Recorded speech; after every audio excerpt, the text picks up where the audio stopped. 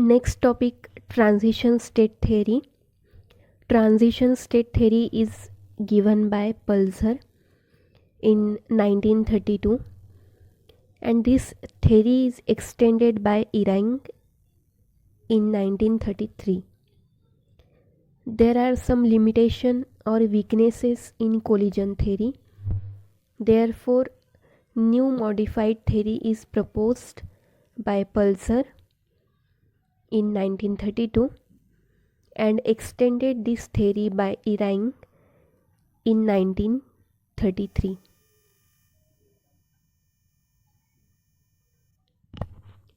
Which is called as transition state theory.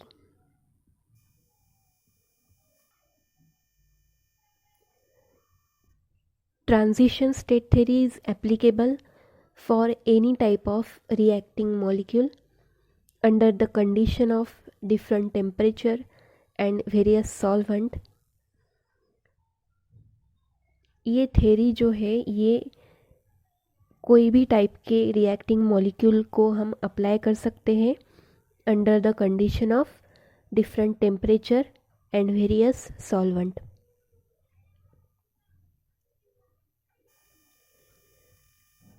Transition state indicate that the unstable activated state, this state get decomposed and ultimately forms stable product. Transition state indicate करती है एक ऐसी activated state जो कि unstable होगी, क्योंकि इसकी energy high होती है, इसीलिए ये स्टेट अनस्टेबल होती है या एक्टिवेटेड होती है, जिसे हम ट्रांजिशन स्टेट बोलते हैं. ये स्टेट डिकम्पोज होती है और फाइनली हमें एक स्टेबल प्रोडक्ट मिलता है. ऐसा प्रोडक्ट जिसकी एनर्जी लो होगी, लो एनर्जी की वजह से वो प्रोडक्ट क्या होगा, स्टेबल होगा. मतलब अगर हम ए और बी ये दो रिएक्टेंट ले रहे हैं तो इनके बीच कुछ रिएक्शन होगी और बीच में एक ट्रांजिशन स्टेट मिलती है हमें, जिसकी एनर्जी हाई होती है, जो अनस्टेबल एक्टिवेटेड स्टेट होती है. इसके बाद में हमें एक फाइनल प्रोडक्ट मिलता है जो स्टेबल प्रोडक्ट होता है. स्टेबल होने के वजह से वो वहाँ पर अनरिएक्टिव होता है.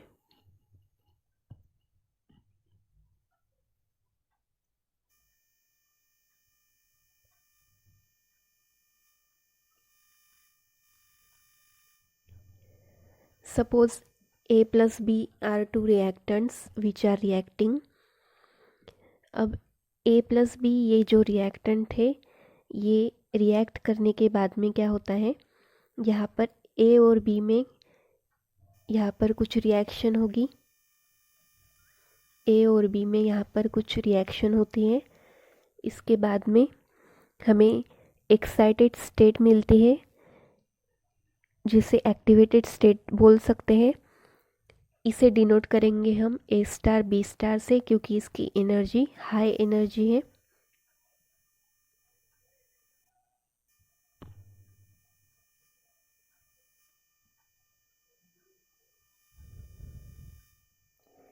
इसके बाद में हमें एक स्टेबल प्रोडक्ट या स्टेबल मॉलिक्यूल मिलता है AB. This is the stable molecule.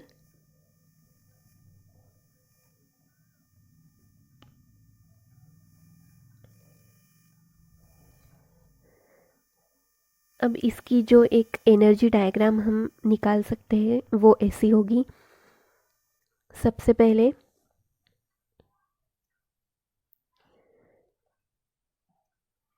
यहाँ पर y एक्सिस पर होगी एनर्जी, y एक्सिस पर होगी एनर्जी. सबसे पहले हम लेंगे A plus B reactant. x axis पर है रेट. A प्लस बी जो रिएक्टेंट है इसकी एनर्जी यहाँ पर इतनी होगी। इसके बाद में हम इसको एनर्जी ऑफ एक्टिवेशन प्रोवाइड करते हैं, मतलब बाहर से एनर्जी प्रोवाइड करेंगे जिसके वजह से इसकी एनर्जी यहाँ पर इतनी हो जाएगी बढ़कर, और हमें हाईली रिएक्टिव एक अनस्टेबल मॉलिक्यूल मिलता है, activated molecule indicated by A star B star. इसकी एनर्जी सबसे हाई होती है। इसके बाद में क्या होगा, रिएक्शन आगे प्रोसीड करेगी और हमें फाइनल प्रोडक्ट मिलेगा जिसकी एनर्जी सबसे कम होगी। प्रोडक्ट पी की एनर्जी कितनी है, यहाँ पर दिखाया है HP, यह है प्रोडक्ट की एनर्जी, और HR यह है रिएक्टेंट की एनर्जी। तो प्रोडक्ट की एनर्जी सबसे कम होगी, इसीलिए प्रोडक्ट हमें स्टेबल प्रोडक्ट मिलता है। अब इस एक्टिवेटेड मॉलिक्यूल को हम क्या बोलते हैं, ट्रांजिशन स्टेट। मतलब ऐसी स्टेट जो कि रिएक्टेंट और प्रोडक्ट के बीच में हमें मिलती है, जो कि हाईली रिएक्टिव होती है, जिसकी एनर्जी सबसे ज़्यादा होती है। अब एनर्जी ऑफ रिएक्टेंट और एनर्जी ऑफ प्रोडक्ट, इन दोनों के बीच में जो डिफरेंस होता है, मतलब HP minus HR, R is reactant, P is product, ये होता है डेल H, और डेल H क्या होता है, एंथैल्पी। इसके बाद में ये जो यहाँ पर बताया है इतना एनर्जी, तो इस एनर्जी को बोलते हैं एनर्जी ऑफ एक्टिवेशन, जिसे हमें बाहर से प्रोवाइड करना पड़ता है, तभी ये रिएक्शन आगे प्रोसीड करती है। So this is the energy diagram.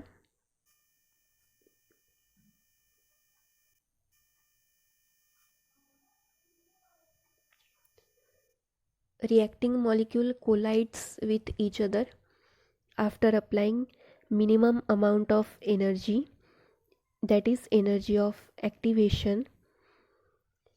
Energy of activation जब हम प्रोवाइड करते हैं, minimum amount of energy provide करते हैं बाहर से, तब क्या होता है, ए और बी ये जो मॉलिक्यूल्स थे वो एक दूसरे के साथ कोलाइड करेंगे,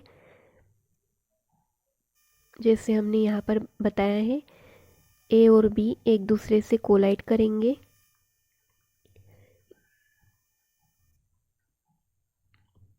after applying minimum amount of energy, molecules get activated to form unstable activated or transition state,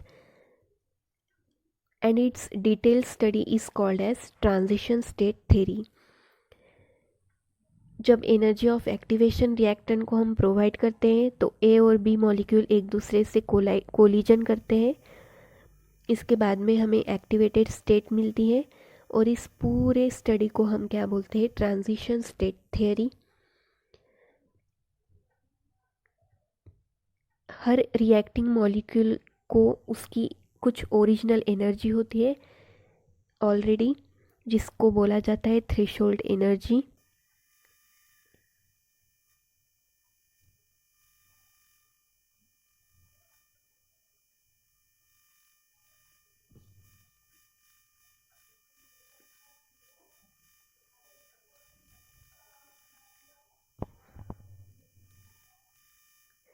यहाँ पर थ्रेशोल्ड एनर्जी जो रिएक्टेंट की है वो HR से डिनोट की है, मतलब रिएक्टेंट ए और बी के पास ओरिजिनल एनर्जी होती है जिसे थ्रेशोल्ड एनर्जी बोला जाता है, और जो एनर्जी हम बाद में ट्रांजिशन स्टेट फॉर्म करने के लिए या एक्टिवेटेड स्टेट फॉर्म करने के लिए प्रोवाइड करते हैं उसे एनर्जी ऑफ एक्टिवेशन बोला जाता है।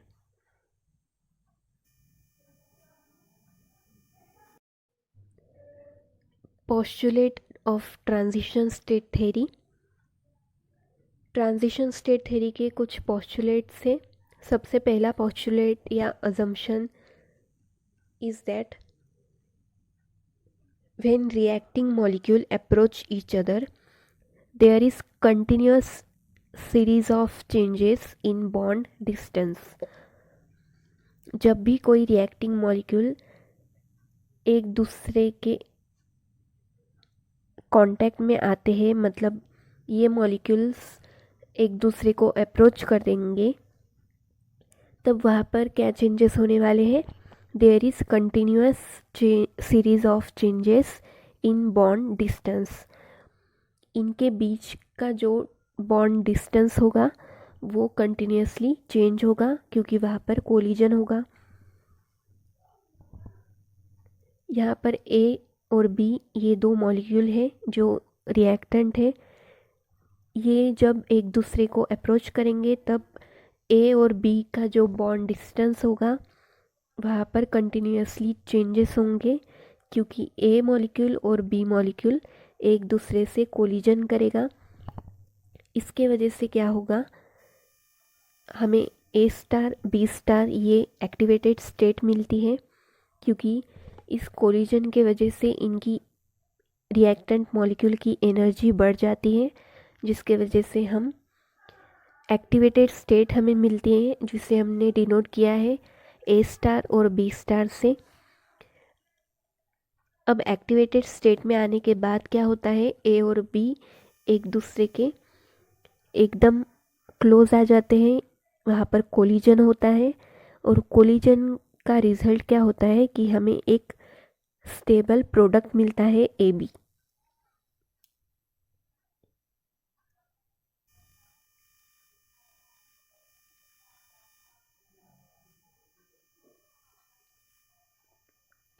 Second postulate is reacting molecules collide with each other and then convert into energy rich intermediate molecule which is called activated complex or transition state.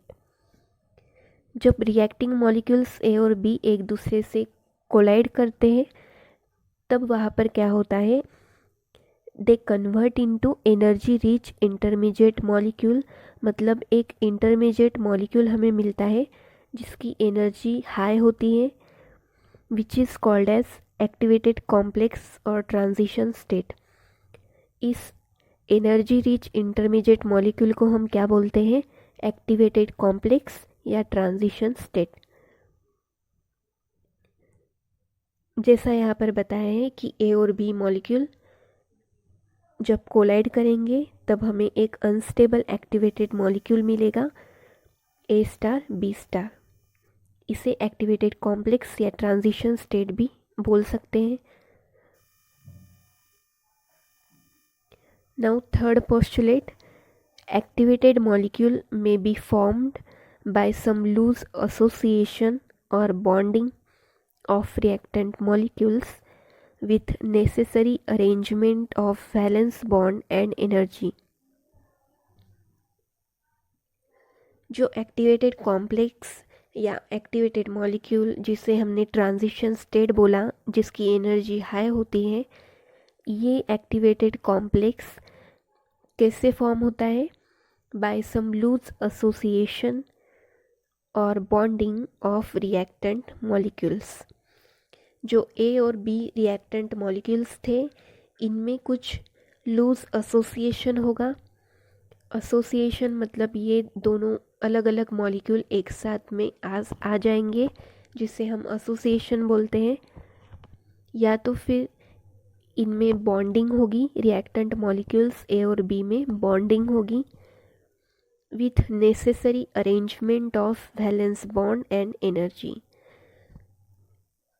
जो भी इसके लिए नेसेसरी एनर्जी या बॉन्ड होगा वो वहाँ पर फॉर्म होगा.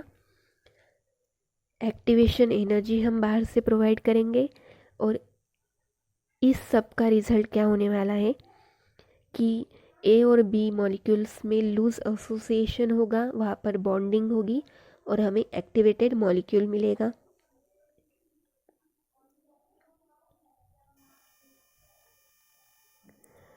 फोर्थ पोस्टुलेट क्या है, if reaction is unimolecular the resultant molecule may produce activated complex by rearrangement of atom and redistribution of energy। अगर कोई रिएक्शन यूनिमॉलिक्यूलर है, मतलब ऐसी रिएक्शंस जिसमें सिर्फ एक ही मॉलिक्यूल आगे रिएक्शन प्रोसीड कर रहा है, तो इस केस में जो भी रिजल्टेंट मॉलिक्यूल होगा वो एक्टिवेटेड कॉम्प्लेक्स कैसे बनाता है। सिर्फ एक ही मॉलिक्यूल है, वो रिएक्शन कर रहा है, सपोज सिर्फ एक ही मॉलिक्यूल दैट इज़ ए, तो ए मॉलिक्यूल एक्टिवेटेड कॉम्प्लेक्स कैसे फॉर्म करेगा? By rearrangement of atom. उस एटम की कुछ रीअरेंजमेंट कर होगी, या तो उसकी एनर्जी का कुछ रीडिस्ट्रीब्यूशन होगा, और उस यूनिमॉलिक्यूल से हमें एक्टिवेटेड कॉम्प्लेक्स मिलेगा। अगर रिएक्शन सिंगल मॉलिक्यूल मतलब यूनिमॉलिक्यूलर की होगी तो। Fifth assumption, energy of activation of activated molecule. In the light of this theory, it is additional energy which reacting molecule acquire to form activated complex। अब इस transition state theory के view से, इस theory के view point से energy of activation क्या है जो एक्टिवेटेड मॉलिक्यूल की होती है। So this energy of activation is additional energy which reacting molecule acquire to form activated complex। Energy of activation एक एडिशनल एनर्जी होती है जो कोई भी रिएक्टेंट मॉलिक्यूल अक्वायर करता है, या हम उसे प्रोवाइड करेंगे बाहर से उस मॉलिक्यूल को, मतलब रिएक्टेंट उसे अक्वायर करेगा to form activated complex. Simple way में अगर हम बोलेंगे तो यहाँ पर क्या हो रहा है, ए और बी जो रिएक्टेंट है इसे हमने एक एडिशनल एनर्जी प्रोवाइड की,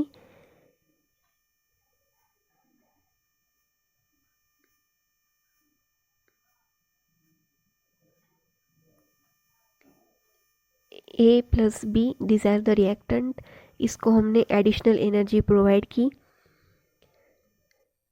अब इस एडिशनल एनर्जी को ये रिएक्टेंट मॉलिक्यूल अक्वायर करेंगे और एक एक्टिवेटेड कॉम्प्लेक्स फॉर्म करेंगे। तो इस एनर्जी को बोलते हैं एनर्जी ऑफ एक्टिवेशन, जिस एनर्जी के हेल्प से reactant molecule activated complex form करेगा।